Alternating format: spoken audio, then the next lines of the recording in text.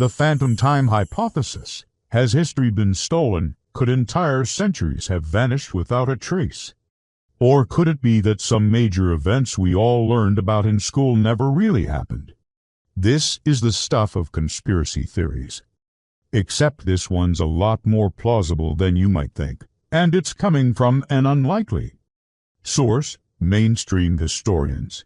The idea is called the phantom time hypothesis. It suggests that between the years 1400 and 1600, somewhere between 100 and 300 years, depending on who you ask, we're lost to some kind of massive historical amnesia. Historians like yours truly, who study this period known as the early modern age, generally get grouped into two camps: those who accept the phantom time hypothesis and those who reject it. The debate is so heated that some scholars have accused each other of bad faith, intellectual dishonesty, and even racism. But what exactly are they arguing about? It all begins with a bit of detective work published in 2009 by the German historian Hartmut Eiserman. He looked at the documentary evidence for the years 1400 to 1600 and compared it with what we know about earlier periods. Now, normally, the amount of written records you have for a given year depends on how far back you go. The further back, the less written records you have, because writing is a relatively recent development in human history. But Eiserman found something strange. He discovered a huge gap in the amount of surviving documents from this period compared to the ones before and after it. To illustrate this, he used the example of Nuremberg, a large and important medieval city. For the year 1300, there are roughly 12,000 surviving documents from the city. That number drops dramatically to around 1,000 for the year 1400, then drops again to 8,000 for the year 1500. By comparison, there are 12,000 again for the year 1600. Why do we find this pattern everywhere we look in the historical record? From cities to universities to royal courts. Eiserman concluded that something was fishy. Either way, fewer things were written down during these 2 centuries, or a lot of stuff was lost. And if fewer things were written down, that would make sense, because the region that we're talking about is roughly contemporary with the Renaissance and the Reformation. So we'd expect fewer documents because people are focusing on different kinds of things, right? But when Eiserman actually looked at the records kept by notaries, which is a good proxy for total writing activity, he saw no such drop. People were writing just as much as ever. Whatever happened to all the records? Now the official position of the scholarly establishment is that nothing happened to them. They're still out there somewhere. We just haven't found them yet. Maybe one day we will. And when that happens, the phantom time hypothesis will be proven wrong. The counter-argument goes that if there were actually 100 or 200 years' worth of records out there somewhere, someone would have found them by now. There are plenty of people combing through old buildings, attics, and storage rooms looking for just this kind of things. So where are they? Historians who believe in the phantom time hypothesis have all sorts of ideas for where all these records might be. Some say they were destroyed intentionally, either in a deliberate attempt to cover up whatever really happened during those centuries, or as an unintended consequence of social and political upheaval. Others say the records are still out there, but they've been miscatalogued or lost in translation. Still others say they never existed in the first place. Okay, hold on, rewind. If these records never existed, then how do we know anything about this period of history? Well, we don't, not according to proponents of the phantom time hypothesis. They argue that the only reason we think these events happened is because some smart people wrote about them long after the fact. So, we're basically relying on second or third or fourth-hand accounts. No original sources. That's true. Then we're missing the documents that would give us first-hand knowledge of these events, but maybe they didn't exist in the first place. Maybe we never had this rich and complex history that we all learned about in school, And maybe instead of the Renaissance, the Reformation, and the Age of Discovery, there was something much less impressive happening. Maybe not much happened at all. Now, it should go without saying that most historians disagree with this interpretation. But the fact that this argument has gained any traction at all shows just how fragile our sense of the past really is. All the stuff we take for granted, all the stories we tell ourselves about why we do things the way we do, they're all based on this assumption that the past really happened. When we start to question whether it did, everything comes crashing down. But here's the thing. Whether or not centuries of history actually vanished, it doesn't change the fact that history is always slipping through our fingers. Every day we lose pieces of the past forever. Old buildings are demolished, archives are accidentally destroyed, and countless artifacts are tossed out with the trash. So while we can debate whether or not the last 300 years are a total fake, one thing is for sure: the past is always slipping away from us, and all we can do is try to catch it before it's too late. In the previous episode, we talked about the phantom time hypothesis, which is the idea that large portions of human history have been stolen from us. And if it sounds crazy to you, well, don't worry, because you're not alone. The hypothesis is considered a fringe theory with no real academic support whatsoever. But the thing is, there are still some people out there who swear by it. So, what do they talk about when they do? What evidence do they use to support their claim? Well, today we're going to look at one of the most popular examples. It comes from a certain German author named Herbert Illig, who in 1991 published a book titled The Missing Link, in which he described what he believed was a major flaw in the Gregorian calendar. In his book, he pointed to the year 1582 and asked why there was a 10-day difference between the Julian and Gregorian calendars. Now, if you're not familiar with these calendars, let me explain very quickly. Up until the year 1582, most of Europe used the Julian calendar, which had been established by Julius Caesar in the year 45 BC. It was a solar calendar based on the tropical year, which is the time it takes for the Earth to orbit the Sun. Now, ideally, a solar year consists of 365 days and 6 hours, which means that every 4 years there is an extra leap day added to February to make up for this time. However, in reality, the Earth takes just over 365.2422 days to orbit the Sun. So, adding a leap day every 4 years doesn't exactly make up for all the accumulated error. And because of that, the Julian calendar gradually fell out of sync with the actual solar year. In fact, by the year 1582, the Julian calendar was 11 minutes and 24 seconds longer than a tropical year.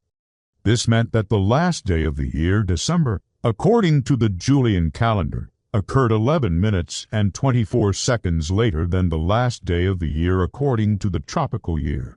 Because of this, Pope Gregory VIII decided to enact a new calendar, which would eventually become known as the Gregorian calendar. It removed 11 days from the month of October in the year 1582 and aligned the calendar with the tropical year. So where did these 11 days go? Well, according to Illig, they were stolen from us. He argued that there was no real reason why the Gregorian calendar should be aligned with the tropical year rather than the Julian year, and that everything would have worked just fine if the Julian calendar had simply been adjusted to account for the extra 11 minutes and 24 seconds. Instead, the Pope, according to Illig, stole 11 days from everyone and moved them to a secret location. That way, the year 1582 became the 17th century. And ever since then, we have been living in the 18th century. Now, before we go any further, I need to point out that there is nothing wrong with using either the Gregorian or Julian calendar. Both are equally valid ways to measure the passage of time. They are merely different conventions with different starting points. And even though we may agree that the Gregorian calendar is more widely accepted, that doesn't mean that the Julian calendar is wrong. We could, for example, choose to use the Julian calendar and simply add an extra 11 minutes and 24 seconds to the end of each December. That way, we would still be able to accurately track the seasons without having to resort to stealing days out of October. This is, of course, a ridiculous suggestion, but my point is that we could do whatever we want. There is no universal standard for what constitutes a year. So where does this leave Illig's theory? Well, we can actually use the argument that there is no standard to point out a major flaw in his reasoning. Illig assumes that the years of the Julian calendar were somehow more real or accurate than those of the Gregorian calendar. But the truth is that both systems are equally artificial. Both are simply attempts to quantify time using a convention that aligns with the rotation of the Earth. The Julian year is just a bit longer than the tropical year, and that's all there is to it. There is nothing mystical about it. Not only that, but Illig's argument also implies that the year 1582 had somehow changed. He argues that the 1582nd year after the birth of Christ began on January and ended on October, whereas the 1583rd year began on November and ended on December. In other words, the year 1582 had 334 days while the year 1583 had only 33 days. But again, this is simply not true. Both 1582 and 1583 had 365 days. The only difference is that the Gregorian calendar skipped over 11 days in October. But this was by no means unique to the year 1582. For example, if we fast forward to the year 1900, we would find that the Julian calendar had 366 days while the Gregorian calendar had only 364 days. In that case, the Julian year was slightly longer than the Gregorian year. But the opposite would have happened. If the Gregorian calendar had been used in 1900, the first option would have begun on January and ended on December, while the second option would have begun on March and ended on February. To put it another way, the first option would have had 366 days, while the second would have had only 335 days. Now, of course, we do actually need to consider the Gregorian calendar here because we know that it was the accepted norm in 1900, but the point still stands. If the years of the Julian calendar were somehow more real than those of the Gregorian calendar, then why did they decide to shorten the year 1900? Why didn't they steal 11 days from February instead? And that's just the start of our counter-arguments. For example, if the years of the Julian calendar are so much more real, then why did all of the scientists in the world adopt the Gregorian calendar? We know that scientists are often very particular about things like this.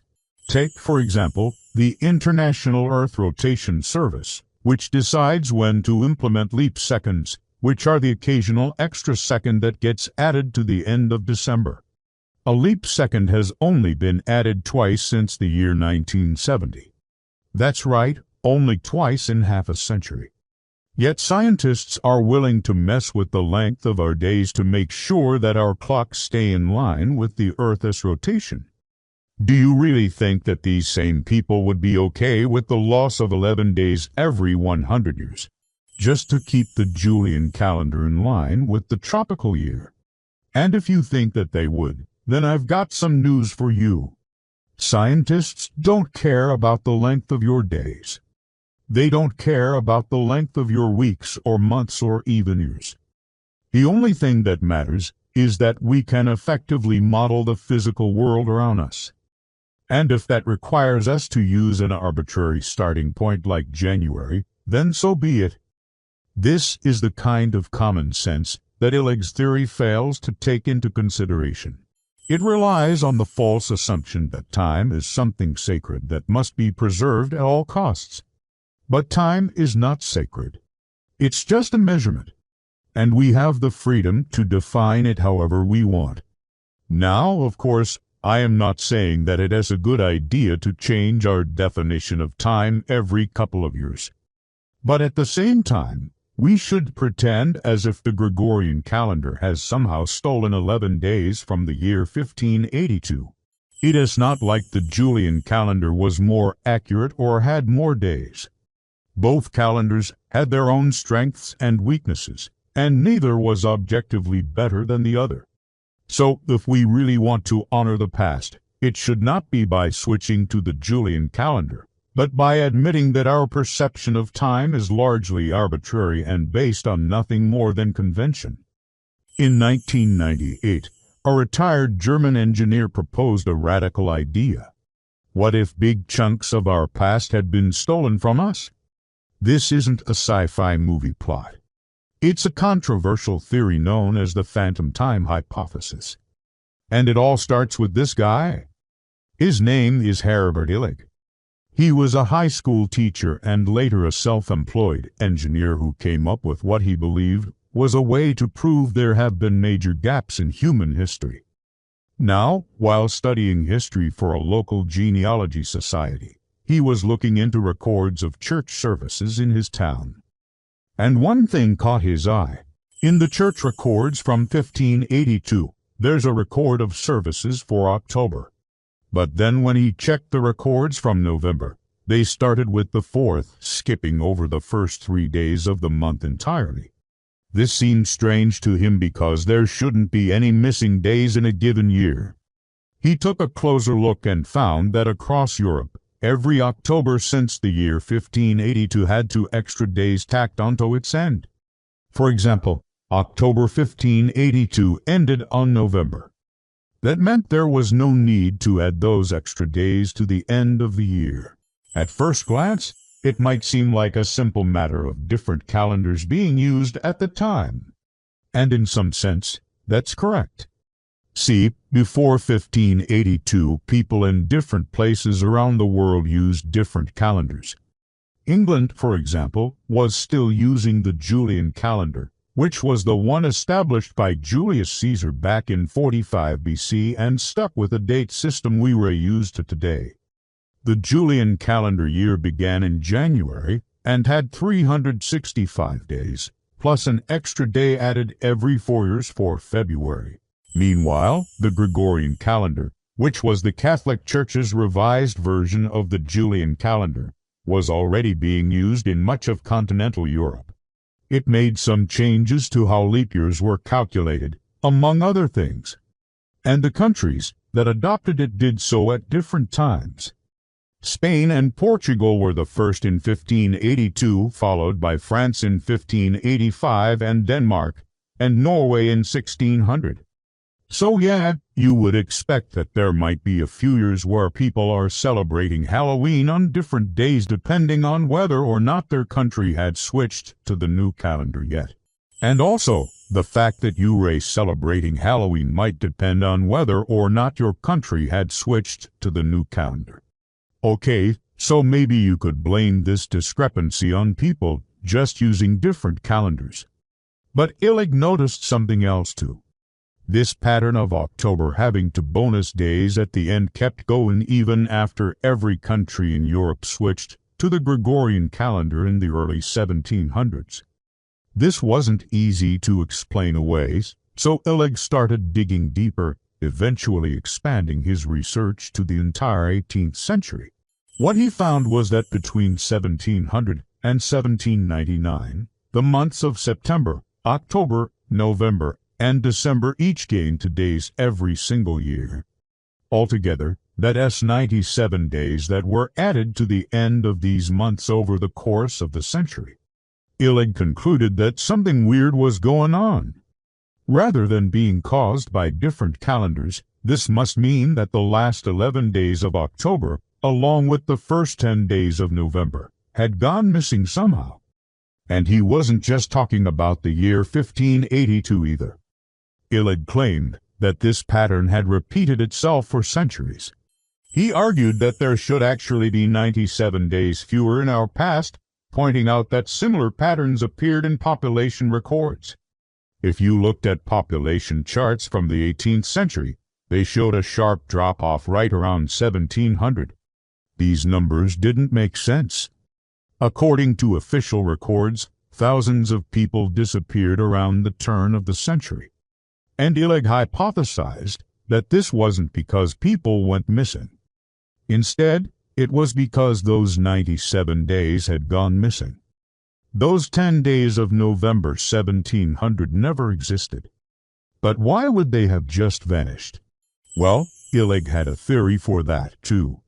In 1582, Pope Gregory VIII reformed the calendar and removed 11 days from October. But according to Illig, there was a conspiracy. A group of powerful people who benefited from keeping the Julian calendar decided to cover up the change by making it seem like the last 11 days of October simply never happened. They wanted to erase those days so that the introduction of the Gregorian calendar would disrupt the important dates in people's lives. For example, Christmas would fall on different days for a couple of years until everyone was on the same calendar.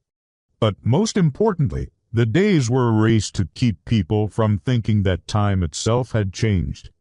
This conspiracy would keep the power of the Catholic Church intact because the Gregorian calendar reform was part of a larger effort to exert more control over science and mathematics. After coming up with this idea, Illig set out to get it accepted by the broader academic community.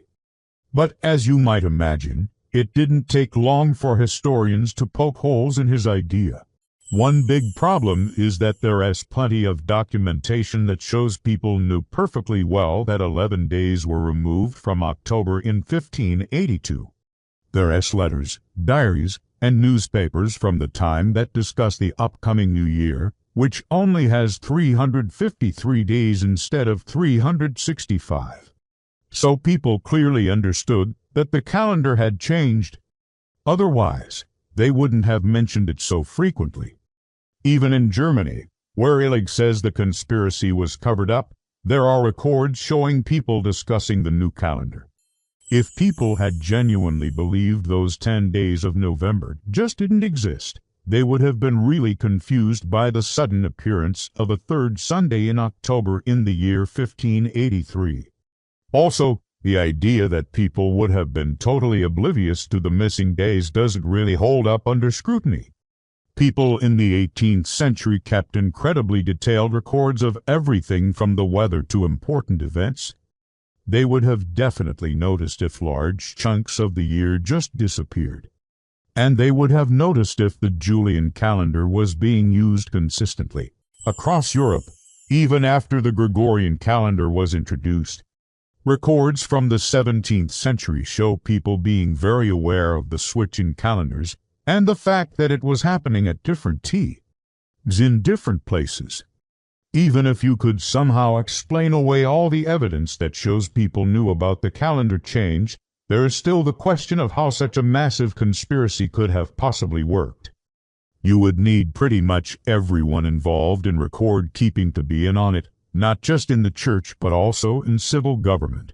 You can see how it might have been possible for a small group of people to cover up a few missing days here and there. But to pull off an elaborate ruse involving thousands of people across Europe for decades, well, that seems pretty far-fetched. As for Illig's claim that population records dropped sharply around 1700, that has a lot of holes in it too. While the population of Europe did increase significantly during the 18th century, the growth rate slowed down quite a bit at the beginning of the century. This is well documented, and it is generally attributed to things like the Black Death and the ongoing 30 Years' War. Plus, even if there were some missing days in the early 1700s, that wouldn't necessarily result in missing people. After all, people are born and die every day. But if the number of babies being born drops, you get a smaller population. So basically Illig's theory fails the moment you start looking at actual evidence. But he wasn't necessarily trying to fool anyone, including himself. Illig had a solid background in engineering, which involves dealing with systems that involve precise measurements of time. and he likely had a hard time imagining that anyone would deliberately mess with those measurements. His hypothesis grew out of a genuine desire to understand the discrepancies he saw in the historical records. He didn't have access to the sort of resources scholars do. But ultimately, his conclusion was based on a misunderstanding of how history works. Illig looked at isolated events and tried to find simple explanations for them. But history rarely works that way. Big sweeping statements don't always tell the whole story, and ignoring context can lead to inaccurate conclusions. Plus, history isn't static. We're constantly finding new evidence that challenges or adds to what we thought we knew before. There are no grand narratives that are beyond question. And sometimes people come up with crazy theories that catch the public's attention. But ultimately, they just don't hold up. And that's okay because history is a process. We refine our understanding over time. Could we have been robbed of thousands of years of human history? We're going to take a look at some gaps in our understanding of the past, including one researcher's claims that 3,000 years of our history might have been stolen. But first, let's do some quick history. In the year 800 AD, the Frankish king Charlemagne was crowned Holy Roman Emperor by Pope Leo III. This event is considered the beginning of the Middle Ages in Europe. And about 200 years later, in the year 1000, the Vikings had established settlements all around the North Sea, making daring raids into even greater depths of Europe. Those two dates bookend a gap of almost 200 years. But what if I told you that during that time, written history was actually stolen from us? Well, a researcher claims that it has. It's called the phantom time hypothesis. And today we are going to see whether there are any gaps in the historical record, or are these just gaps in our knowledge?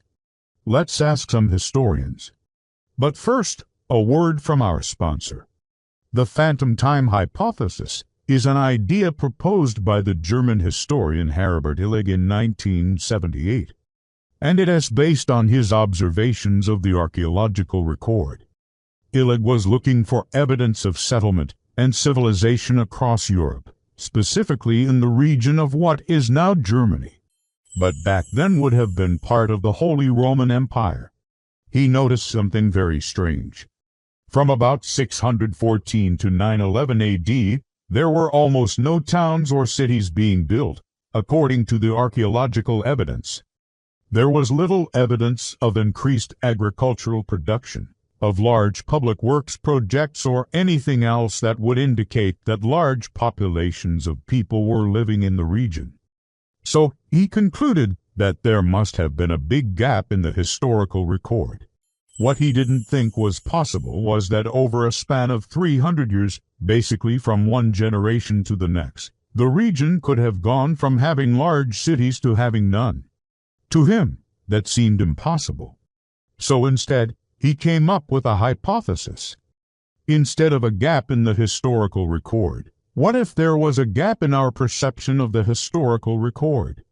What if somebody stole 300 years of history and stuck them somewhere else? Thus, the phantom time hypothesis was born.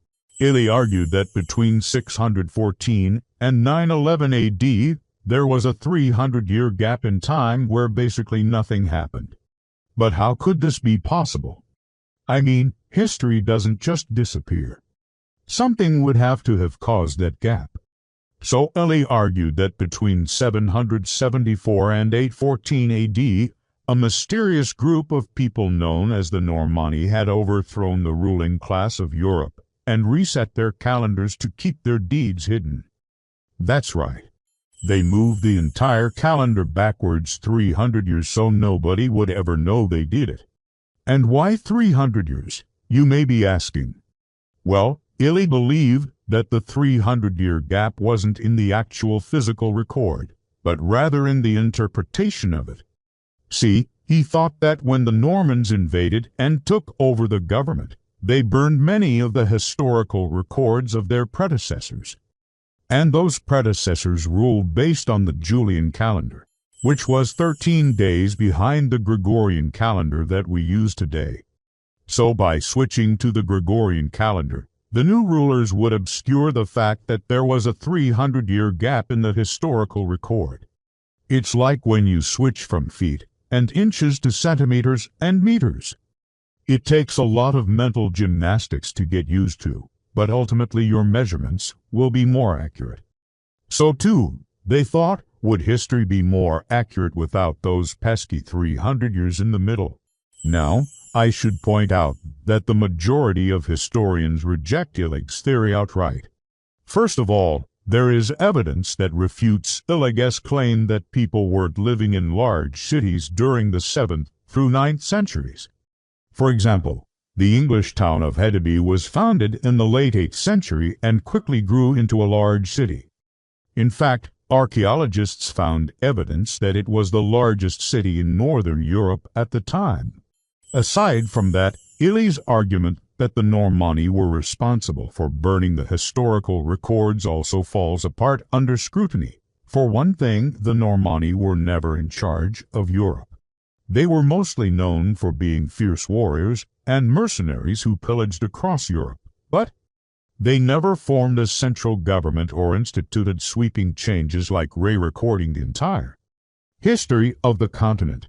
In fact, it seems highly unlikely that a bunch of illiterate barbarians would have been capable of such a feat. However, there is a gap in the historical record during this time period, not the 300 years that Illig claimed, but rather the 27 years between 800 and 826 AD. During those 27 years, the Carolingian Renaissance took place. The Carolingians were the royal dynasty of the Franks at the time, and during their rule, there was a renewed interest in classical antiquity. This led to a flurry of intellectual activity across Europe, and the preservation of many classical texts that might have otherwise been lost. But it also led to a ton of historical records being created. And during this time, the practice of recording events in annals, which are basically yearly chronicles of important events, fell out of style. This means that for those 27 years, we don't have much in the way of historical records. So, while there is a gap in the historical record, it is nowhere near as long as Illig claimed, and it is certainly not evidence of anyone stealing our history. Unfortunately for Illig, another researcher filled in that gap in the historical record with the discovery of a previously unknown manuscript called the Annals Einhardi. This manuscript contains the missing historical records from 801 to 826 AD, and it confirmed that there was no gap in history after all. But the story doesn't end there because there is still one piece of the puzzle that doesn't quite fit. There is something called the architectural gap. Archaeologists have found that there is a puzzling lack of archaeological evidence and architectural styles from the 8th to 10th centuries AD, specifically in Germany and northern Italy. There are only a few buildings from that time period that remain standing, and most of them are churches. But outside of those buildings, there is very little evidence of large-scale construction projects. It seems that the people living in these areas weren't building very large public buildings, city walls, or anything else that would indicate that they were living in large cities. Now, this does seem to line up with Illig's claim that there was a gap in the historical record, but it doesn't prove it either. We can't say for sure why there's an architectural gap. Perhaps the people living in this region weren't interested in building large structures, or maybe they were using different materials that haven't survived the test of time. Whatever the reason, we can't say that the architectural gap is evidence that our history has been stolen. Ultimately, it seems that we can reject Illig's theory that 300 years of our history were stolen. But there are still some gaps in our understanding of the past, and perhaps one day we will find the answers to those gaps. But for now, we can be confident that our history is secure. Let's talk about a controversial theory that history has been stolen from us. Okay, so I got this question from someone who asked, is it weird how we don't know anything about what happened in Europe during the 9th century? How does the information gap just magically resolve itself when it comes to Charlemagne? Well, yeah, it is weird, isn't it? But before we get into why, hit that like button because it really helps my channel. And consider subscribing if you haven't already. Thanks. So, here's the deal. Between roughly 800 and 900 CE, we have very little information about what happened in Europe. We have almost no contemporary sources at all. Most of what we know comes from a few somewhat later chronicles written by monks in places like France and Germany. Now, these chronicles tell an amazing story about a near-mythical hero named Charlemagne, who was supposedly king of the Franks from 768 until 814. In that time, he fought many battles against the Saxons, the Lombards, the Avars, and others. He supposedly led the Frankish people to victory over the Muslims in the Battle of Tours in 732, stopping their advance into Europe. He was also supposedly crowned Holy Roman Emperor in the year 800 by Pope Leo III. Oh, and he was also a great builder, establishing schools, churches, and monasteries all across his empire. Basically, he was the original European Renaissance man. But here's the thing, most historians agree that Charlemagne probably never existed. Now I know that sounds crazy. Like, everyone knows who Charlemagne is, right? Well, not really. Until the 19th century, most historians considered him a semi-mythical or legendary figure. The idea of him as a great emperor was actually a relatively recent invention. In the 19th century, we began to find more and more evidence that may have confirmed the historical reality of Charlemagne and his deeds. In other words, evidence for the 9th century started to emerge. It was literally being invented. For example, in 1817, an amateur archaeologist discovered a large number of Frankish coins in a previously unexplored area of northern Italy. These coins were minted between the years 768 and 814, and they bore the name of Charlemagne. Of course, this could be easily explained if Charlemagne didn't exist and someone just made the coins. Oh, wait. Hold on. Another archaeologist then found a silver ingot that had come from the mines of northern Spain in the year 778. This was right around the time that Charlemagne supposedly led a campaign into Spain, although we have no written sources describing the campaign. So perhaps the coins and the silver ingots are proof of the truth of Charlemagne. Well, in 1844, a German historian named Georg Waitz published a book that described a huge forgery ring that had been operating in northern Germany. Apparently, a man named Georg von Alten discovered a cache of medieval coins in the forest and then realized that he could make a lot of money by selling them to unsuspecting collectors. However, he needed to make the coins look old. So he paid some peasants to dig a large pit and bury the coins. Then he waited a few hundred years and sold them as ancient artifacts. Voila! And as it turns out, those coins were fakes. They didn't match the minting style of the actual Carolingian period. George Waitz, along with several other historians, came to the conclusion that many of the artifacts that had been supposedly discovered throughout Europe were actually forgeries. Therefore, the so-called evidence for Charlemagne was called into question. Now, I should point out that the scholarly consensus is that Charlemagne did exist, but he was not the great emperor that legend has made him out to be. The truth is that we simply have no idea what he looked like, where he was born, or even where he died. And while there is evidence that he fought against the Lombards and the Saxons, there is no proof that he fought against the Muslims at Tours or that he ever set foot in Spain. But hey, maybe he did do all those things. We just don't have any sources describing them. Maybe history has been stolen from us. What do you think? Let me know in the comments section below. Did you know that according to some historians, most of human history has been stolen from us? that we've been living in the past for over 1,000 years. Welcome to my channel. Today we're going to talk about the phantom time hypothesis. Is it true or is it just another wacky conspiracy theory? Let's find out. If you think that's crazy, then you're not alone. It was also rejected by the vast majority of historians. But the idea is intriguing enough to at least take a closer look. The theory goes like this. In the year 999, Emperor Otto III and Pope Sylvester II wanted to make their reigns start at the year 1000.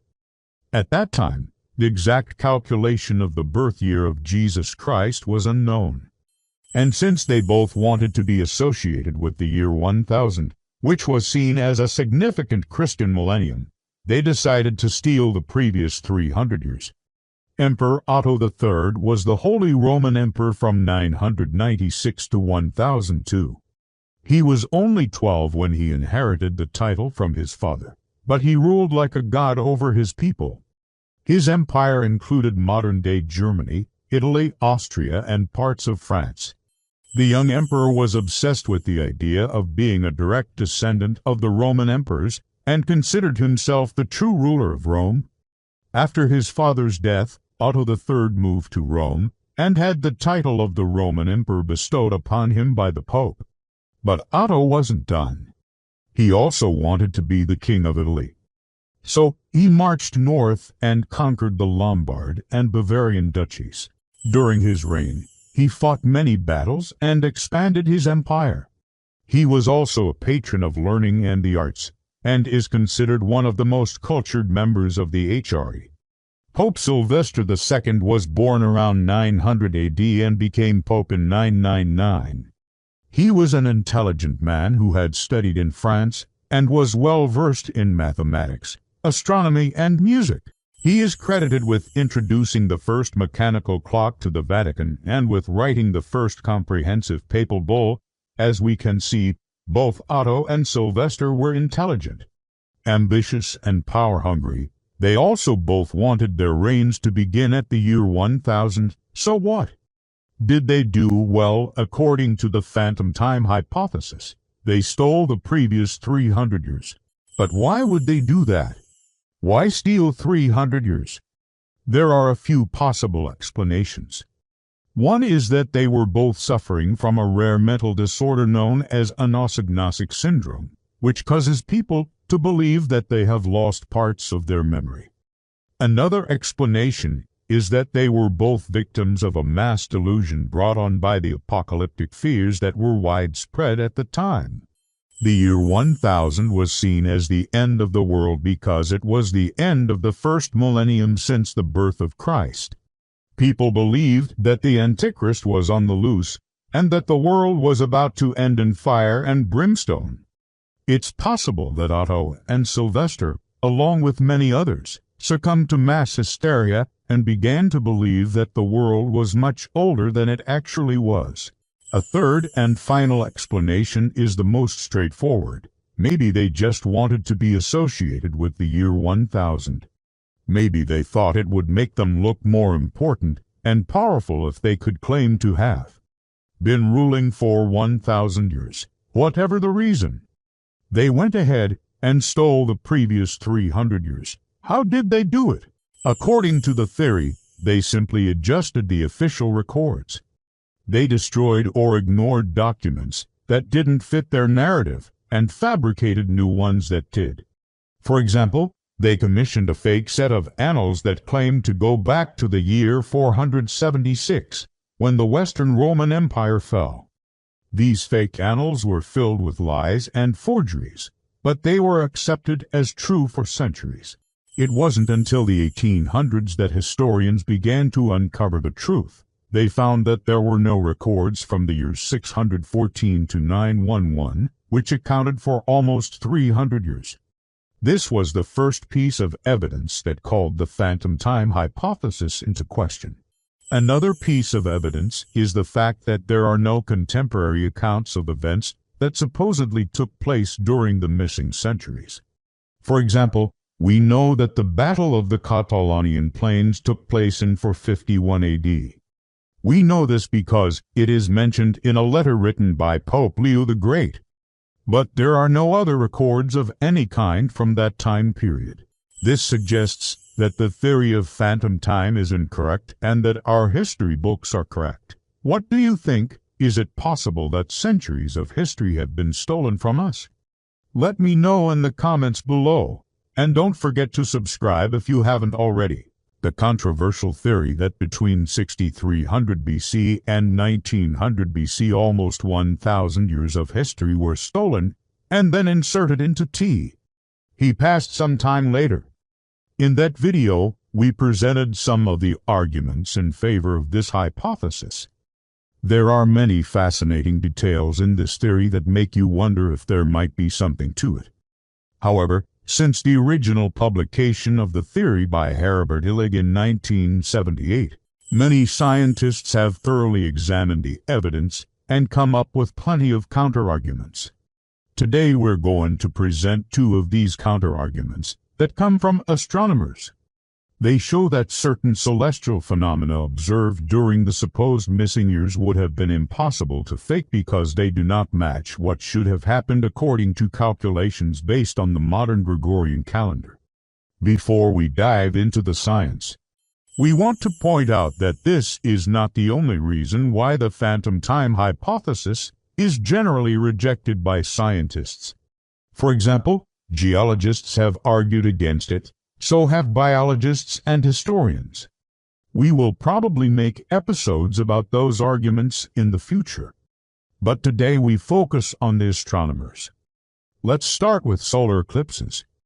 Solar eclipses are easy to observe and record, and they were quite popular among ancient cultures, especially in Mesopotamia, Egypt, and China.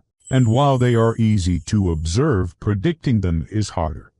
It isn't all that hard to predict an eclipse to within a few days because the Moon's orbit around Earth is fairly well synchronized with Earth's orbit around the Sun. So, once you know where the Moon will be in the sky at a certain day, you can roughly predict when it will pass in front of the Sun. But to get the timing down to within hours or even minutes, you need a much more precise knowledge of the length of the year and the duration of the Moon's orbit. If we go back 2,700 years, we find that the Babylonians had developed the first reasonably accurate tables for predicting solar eclipses. These are known as the Old Babylonian Eclipse Prediction Texts, and they go back to the Kassite period of Babylonian history, which according to our current understanding falls within the gap of missing time. The interesting thing about these texts is that they contain 7 genuine predictions of total solar eclipses, 3 of which were successful. The remaining 4 were either wrong or the records are too vague to say whether or not the prediction was correct. All 7 predictions were made between 652 BC and 627 BC. This is where things become problematic for proponents of the phantom time hypothesis. If the 1,000-year gap is real, then these eclipse predictions cannot possibly be correct. This is because according to the modern Gregorian calendar, the Moon lines up perfectly in front of the Sun only twice per year, once in January or February and again in June or July. However, if we move the years 652 BC and 627 BC forward 1,000 years, they fall in the middle of the winter in December or January, a season in which there can be no eclipses. This argument has often been used against the phantom time hypothesis, but it doesn't tell the whole story. You see, there are other ways of calculating the length of the year than the one that we use today. And if you use a different calendar, then the eclipses could still line up with the predictions. In fact, the Babylonians themselves used a different calendar than the one we use today. In their calendar, the average length of a year was 12 rather than 13 months.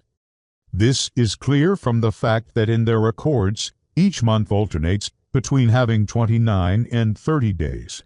Now if you use a 12-month year and shift the start of the year from January to April, then 652 BC and 627 BC indeed correspond to times of the year in which eclipses could occur. So maybe everything fits after all. Not so fast. To be sure, there are multiple plausible calendars that could fit the Babylonian records, but none of them can fit the records of the ancient Chinese. According to our calendar, the Chinese should have seen 6 eclipses in the years 646 BC, 642 BC, 639 BC, 635 BC, 628 BC, and 624 BC. But if we try to shift these dates to fit the Babylonian records, then there will be severe discrepancies with the Chinese records. This rules out most of the proposed alternative calendars. Okay, so how about the other astronomical phenomena, comets? Comets are icy space rocks that sometimes pass close enough to the sun to release gases and dust and leave behind a trail of gas and dust. They can become quite bright, visible even during the day. And the Babylonians kept records of such bright comets. Fortunately, we can calculate the orbit of most comets quite well and thus determine when they will appear from Earth. So, just like with the eclipses, we can test whether the Babylonian records can be trusted or whether they were fabricated later. In 593 BC, according to our calendar, the Babylonians saw a great comet which remained visible in the sky for 71 days. This observation was recorded on a clay tablet known as the Sherds of Enigmas. Interestingly, the text contains a lot of religious undertones. The god Marduk is mentioned 18 times, and he is described as returning home. A contemporary account from the kingdom of Urartu also mentions a comet and relates it to the death of a king. Again, if the phantom time hypothesis is correct, then this record must be moved forward by 1,000 years. But if we do that, then the comet's orbit does not match what should have happened according to our records. The same goes for another comet that was observed in 541 BC.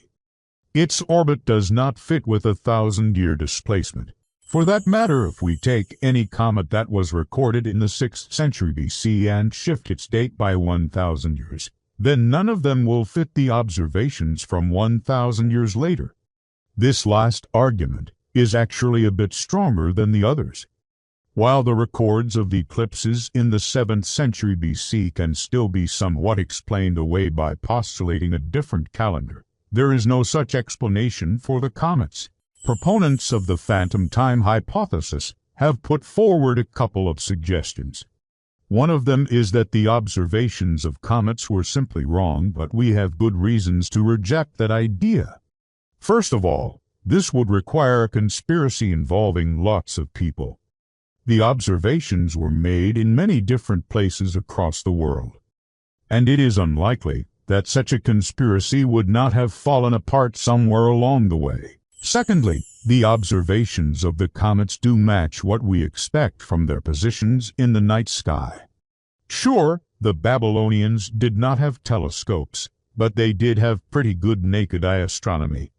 If their records were off, then we would expect the position of the comets to be off as well. And that is just not the case. So where does this leave us? While these arguments from astronomers are very strong, they are not the main reasons why the phantom time hypothesis is not taken seriously by most scientists. As we mentioned earlier, there are similar arguments from geologists and biologists. We will probably make episodes about them in the future. In the meantime, if you want to learn more about the geologic argument, has history been stolen? You might have heard claims that 300 years of it were at least. That would be quite a problem, if true. So, are these claims correct? What is the supposed proof for such an extraordinary claim? And why do most historians reject it so strongly? This is the time. In 2012, a retired physics professor from New Zealand named Herbert Illig published a book called Nemesis, Why the 18th Century Never Existed. He had previously written several other books about alternative history, like The Questionable Authenticity of Ancient Rome, which argued that the Romans didn't invent concrete. In Nemesis, though, He laid out his theory that all of the events usually associated with the 18th century never happened. Instead, according to his theory, the year 1642 was followed by 1751, skipping a whole century in the process. Now, before we get into why historians disagree with this idea, we need to explain what evidence Illig actually has to support it. His main argument is based on something called the phantom time hypothesis. The phantom time hypothesis says that there are times throughout history when the amount of knowledge we have about what happened suddenly jumps ahead several decades or even centuries. He argues that this happens because there is no record of those years. So people looking back fill in the gaps with whatever makes the most sense. In order to demonstrate this, Illig looks at various documents from the 18th century, like legal cases, letters, and economic records, and tries to show that they don't match up. For example, he cites a legal case in England in 1709 where a boy claimed that he had seen George Washington, the first president of the United States, when he was only 12 years old. That would be impossible since George Washington wasn't born until 1732. Illig also cites a letter written by Voltaire in 1734, describing North America as being totally unknown. But how could that be, Illig asks, since Europeans had established colonies there more than a century earlier? And finally, Illig looks at economic records showing that after the year 1700, the British Empire started rapidly expanding, but there is very little evidence of them doing anything in the preceding century. He uses these examples and many more to argue that there was no real reason for this huge increase in knowledge to happen. Therefore, he concludes, the 18th century must have been entirely made up. So, what is the historical community's response to this radical idea? To put it simply, most historians completely reject it. And there are two main reasons why. First, historians point out that there are actual continuous records from the 18th century. Granted, some of these are a bit spotty. Most countries weren't recording every single thing that happened in their year, just things that seemed important at the time. For example, if a tree fell in a forest and nobody was around to hear it, there would be no record of it. But this doesn't mean that we have no records of anything happening in those years. We just have no records of those particular events. We still have plenty of records from the 18th century to show that it happened, even if we can't always say what happened in each individual year. Second, even if we didn't have any records from the 18th century, historians would still reject the idea that it was all made up. Here's why. Imagine you're a detective investigating a crime.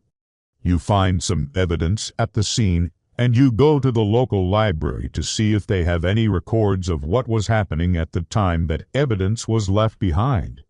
Let's say the crime took place in 1940, but the detective finds no records of anything going on in 1940. It seems odd, but she keeps digging. Eventually, she finds a few scattered news clippings from 1940 mentioning a minor celebrity sighting. She can use those sightings as her timeline anchor. Once she has that, she can start finding more and more records. She might not be able to learn much about what happened in 1940 overall, but she can use the records she found to construct a picture of what happened specifically in that one narrow slice of time. This isn't so different from what historians do when they piece together a historical event. Say there's a battle between the French and British in 1815. There will almost certainly be records of that battle itself, but there probably won't be records of every single detail of life in the months or even years leading up to that battle. Historians use what records they do have to build a picture of the events leading up to the battle. But without any records at all, it's a much more difficult task. Still possible, but much, much more difficult. If the 18th century really was made up, then all of these historical records would have to be a massive global conspiracy involving thousands of people across multiple continents who somehow managed to fool every single historian for hundreds of years. Not only that, but they would have needed to make sure that they destroyed every single original source from the 18th century, leaving nothing behind for us to find today. Even if we accept that they managed to do that, which is frankly impossible, that wouldn't prove that the 18th century never happened. At best, it would prove that all the records we have today are fake. But that doesn't mean that the 18th century didn't happen. It just means that we haven't found any reliable records of it yet. When you think about it this way, you realize that Illig's evidence for his hypothesis is extremely weak. He is basically trying to use the fact that we don't have records to argue that records are fake. Illig himself acknowledges that his theory is controversial. In an interview with a German newspaper, he said, "It's a very explosive thesis, and that's why I think my results are of great importance." Well, yes, it is an explosive thesis, but for the wrong reasons. It is explosive because it goes against everything the scientific method stands for. Whenever you want to prove a negative, like that something didn't happen, you need overwhelming evidence. And Illig does not have that evidence. Historians understand this very well. When they talk about the 18th century, they don't say that everything we know about it is absolutely definitely true. They say that given the evidence we have, it's the most likely explanation for the world we see around us. Now, that may change if new evidence comes along, but it would take a lot more than a few cherry-picked historical documents to change it. Now, none of this is to say that history is perfect. Any historian will tell you that there are a lot of things we don't know about the past. We've all heard phrases like history is written by the victors, and all we know for certain is that there are alternative histories. That's true. But saying that history is perfect doesn't mean that historians believe that they know everything that happened. It means that they believe that given the evidence they have, their version of events is the most likely explanation for what happened. Illig's theory requires us to reject centuries' worth of records and to believe instead that it was all a massive global conspiracy. And he offers no evidence that those centuries' worth of records are actually wrong. So, why should we reject all of those records to believe his theory? In the end, this controversy is a good reminder that while it's important to question our assumptions about the past, we should do so carefully. If we want to make progress in understanding history, we need to be willing to consider new evidence and to change our ideas based on that evidence. But if all you have is a book titled Why the 18th Century Never Existed, maybe it's best to pass.